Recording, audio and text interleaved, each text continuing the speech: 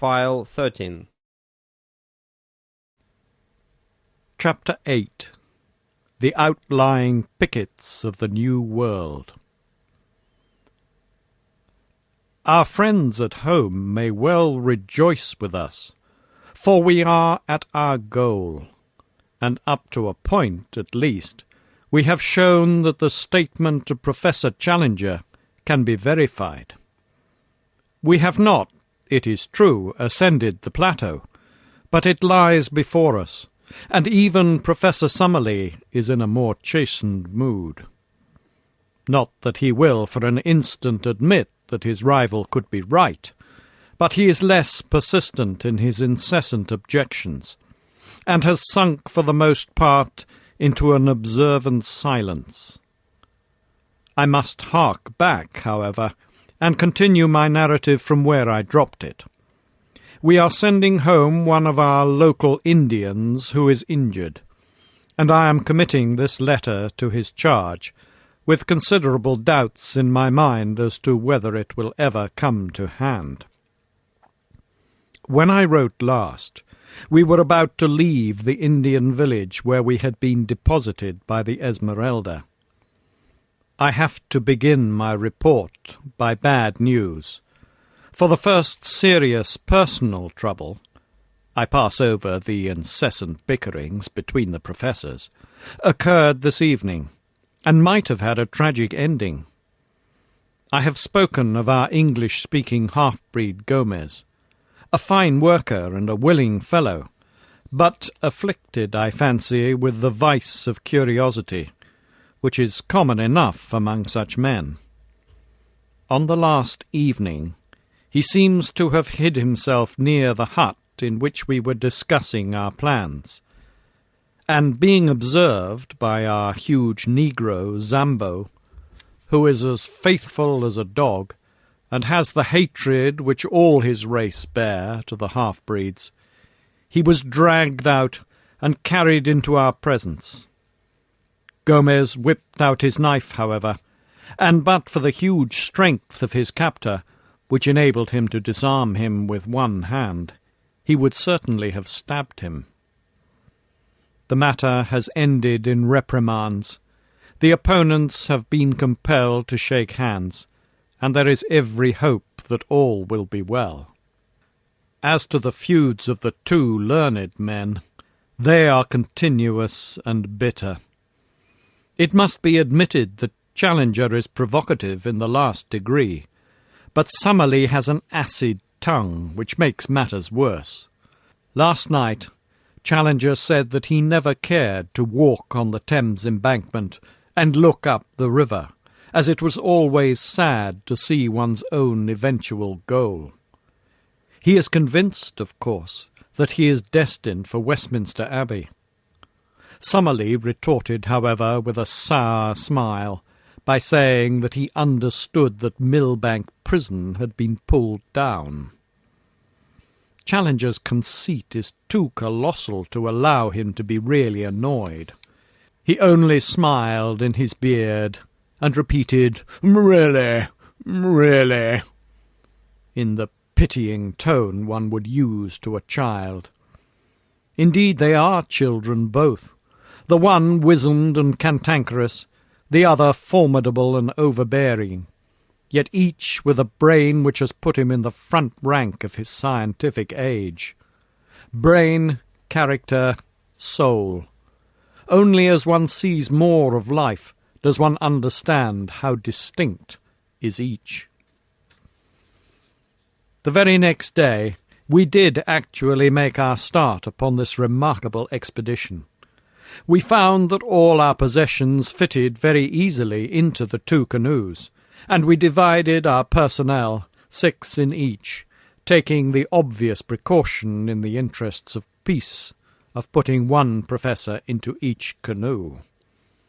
Personally, I was with Challenger, who was in a beatific humour, moving about as one in a silent ecstasy, and beaming benevolence from every feature. I have had some experience of him in other moods, however, and shall be the less surprised when the thunderstorms suddenly come up amidst the sunshine. If it is impossible to be at your ease, it is equally impossible to be dull in his company, for one is always in a state of half-tremulous doubt as to what sudden turn his formidable temper may take. For 2 days we made our way up a good-sized river, some hundreds of yards broad and dark in colour, but transparent, so that we could easily see the bottom. The affluents of the Amazon are, half of them, of this nature, while the other half are whitish and opaque, the difference depending upon the class of country through which they have flowed. The dark indicate vegetable decay, whilst the others point to clayey soil. Twice we came across rapids, and in each case made a portage of half a mile or so to avoid them. The woods on either side were primeval, which are more easily penetrated than woods of the second growth, and we had no great difficulty in carrying our canoes through them. How shall I ever forget the solemn mystery of it?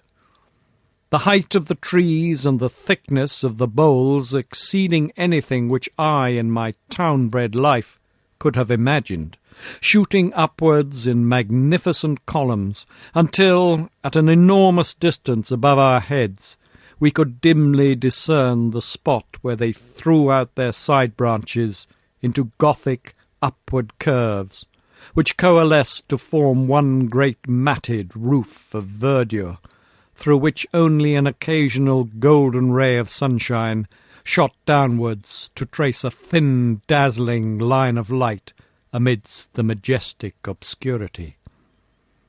As we walked noiselessly amid the thick, soft carpet of decaying vegetation, the hush fell upon our souls which comes upon us in the twilight of the Abbey, and even Professor Challenger's full-chested notes sank into a whisper.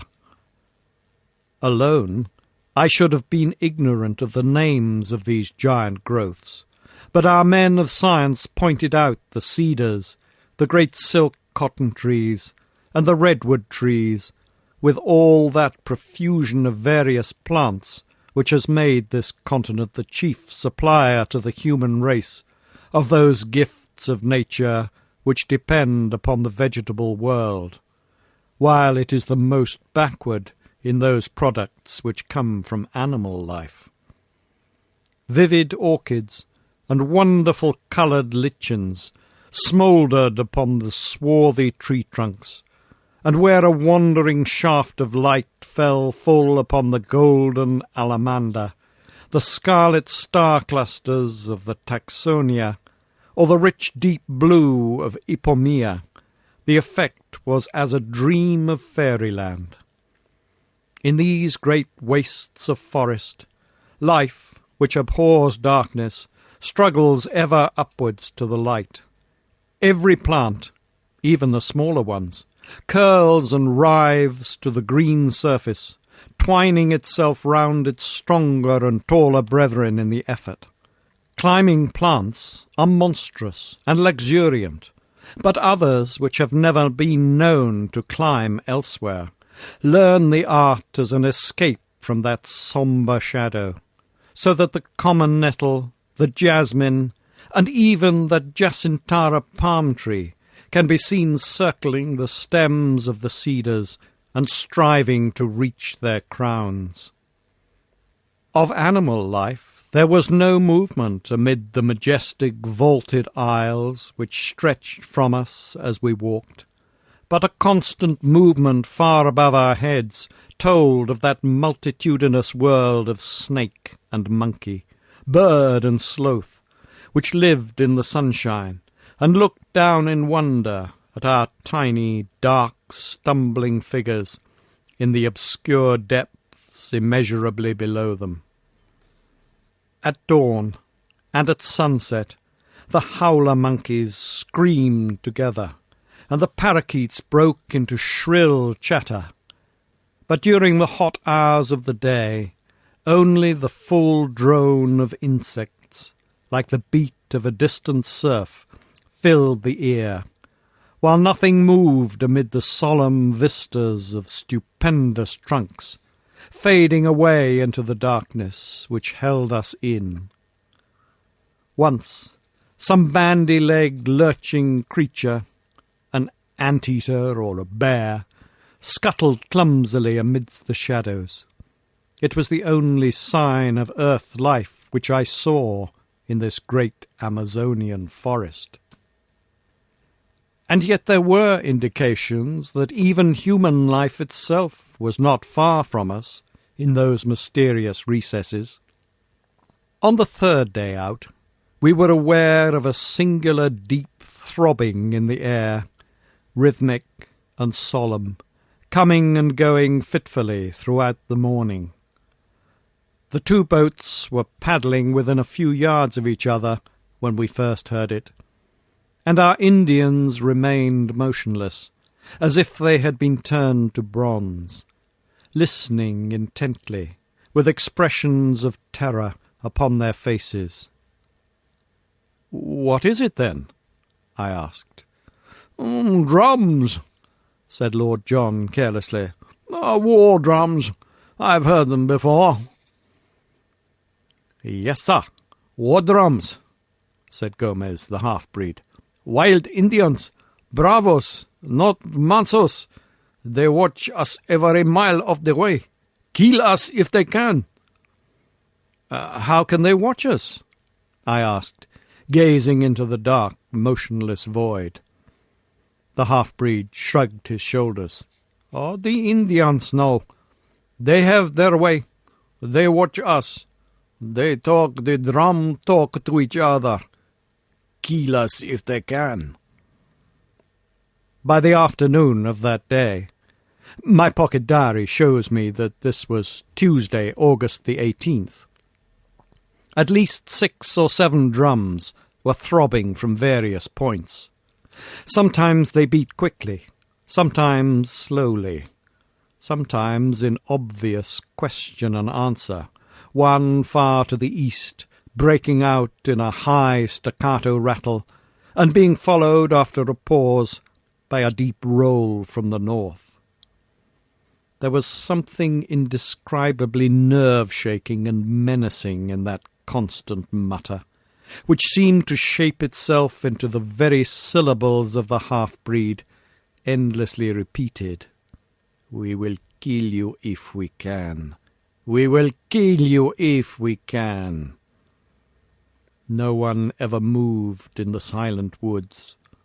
All the peace and soothing of quiet nature lay in that dark curtain of vegetation. But away from behind there came ever the one message from our fellow man. "We will kill you if we can," said the men in the east. "We will kill you if we can," said the men in the north. All day the drums rumbled and whispered, while their menace reflected itself in the faces of our coloured companions. Even the hardy, swaggering half-breed seemed cowed. I learned, however, that day once and for all, that both Summerlee and Challenger possessed that highest type of bravery, the bravery of the scientific mind. Theirs was the spirit which upheld Darwin amongst the gauchos of the Argentine, or Wallace amongst the headhunters of Malaya. It is decreed by a merciful nature that the human brain cannot think of two things simultaneously, so that if it be steeped in curiosity as to science, it has no room for merely personal consideration. All day, amid that incessant and mysterious menace, our two professors watched every bird upon the wing and every shrub upon the bank, with many a sharp, wordy contention, when the snarl of Summerlee came quick upon the deep growl of Challenger, but with no more sense of danger, and no more reference to drum-beating Indians, than if they were seated together in the smoking-room of the Royal Society's Club in St. James's Street. Only once did they condescend to discuss them. "Marana or Amajuka cannibals," said Challenger, jerking his thumb towards the reverberating wood. "No doubt, sir," Summerlee answered. "Like all such tribes, I shall expect to find them of polysynthetic speech and of Mongolian type." "Polysynthetic, certainly," said Challenger indulgently. "I am not aware that any other type of language exists in this continent, and I have notes of more than 100. The Mongolian theory I regard with deep suspicion." "I should have thought that even a limited knowledge of comparative anatomy would have helped to verify it," said Summerlee bitterly. Challenger thrust out his aggressive chin until he was all beard and hat rim. "No doubt, sir. A limited knowledge would have that effect. When one's knowledge is exhaustive, one comes to other conclusions." They glared at each other in mutual defiance, while all round rose the distant whisper, "We will kill you. We will kill you if we can." That night we moored our canoes with heavy stones for anchors in the centre of the stream, and made every preparation for a possible attack. Nothing came, however, and with the dawn we pushed upon our way, the drum-beating dying out behind us. About 3 o'clock in the afternoon, we came to a very steep rapid, more than a mile long, the very one in which Professor Challenger had suffered disaster upon his first journey. I confess that the sight of it consoled me, for it was really the first direct corroboration, slight as it was, of the truth of his story. The Indians carried first our canoes, and then our stores through the brushwood, which is very thick at this point, while we 4 whites, our rifles on our shoulders, walked between them and any danger coming from the woods. Before evening we had successfully passed the rapids, and made our way some 10 miles above them,